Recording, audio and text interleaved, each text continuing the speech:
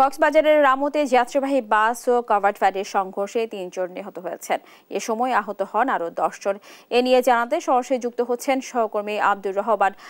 আব্দুর রহমান, আপনি আমাদের জানাবেন হতাহতের হাসপাতালে পাঠানো হয়েছে কিনা, বর্তমানে সেখানে কি পরিস্থিতি বিরাজ করছে? ধন্যবাদ স্নেহা। যেমনটি জানাচ্ছিলেন, কক্সবাজার চট্টগ্রাম সড়ক যেন মরণপাত।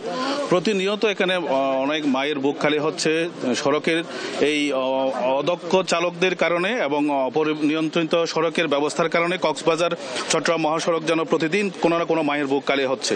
এবং আজকেও সবচেয়ে বড় দুঃখজনক বিষয়, রামুর বস্ত্রবিতানের বাপ ছেলে সহ ৩ জন, একই পরিবার ৩ জন নিহত হয়েছে এবং তার মধ্যে তারা বাবা ছেলেকে নিয়ে মাদ্রাসায় যাওয়ার পথেই লরি ও পূরবী গাড়িকে সজোরে ধাক্কা দিলে স্পটেই ৩ জন মৃত্যুবরণ করে এবং ৯ থেকে ১০ জন আহত হয়েছে বলে আমাদেরকে জানিয়েছে। আসলে কক্সবাজার চট্টগ্রাম মহাসড়কের যে অবস্থাটি, সেটি হলো যে কোনো অভিভাবকহীন একটি সড়ক, যেখানে দীর্ঘদিন ধরে ৬ লাইন সড়কের আন্দোলনে স্থানীয় জনগণ আন্দোলন করলেও কিন্তু সেখানে কোনো ধরনের সরকারের কর্ণপাত নাই, যার ফলশ্রুতির প্রতিদিন সড়ক, যেহেতু পর্যটন শহর কক্সবাজার, প্রতিনিয়ত এখানে লোক সমাগম অতিরিক্ত হলেই এবং আরেকটি বিষয় যেটা, সেটি হলো যে লবণ যে গাড়িটি চলাচলের কারণে রাস্তাটি পিচ্ছিল থাকে এবং লবণবাহী গাড়ির যে আবহাওয়া, সেটির পরিপ্রেক্ষিতে প্রতিনিয়ত আবহাওয়ার এবং বিভিন্ন যারা বিশেষজ্ঞ তারা জানিয়েছেন যে পরিমাণ লবণের গাড়ি এবং সড়কের প্রশস্ততা নাই,